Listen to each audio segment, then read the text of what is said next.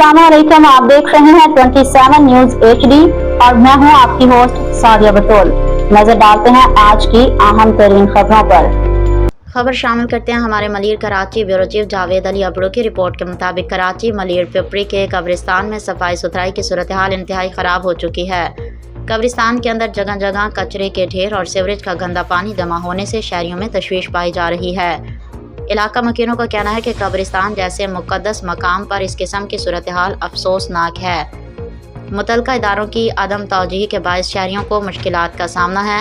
अवाम ने मुतालबा किया कि मुतल्लिका हुकाम फौरी नोटिस देते हुए कब्रिस्तान के सफाई और सीवरेज के मसले को हल करें ताकि इस मुक़द्दस मकाम का तक़द्दुस बरकरार रखा जा सके।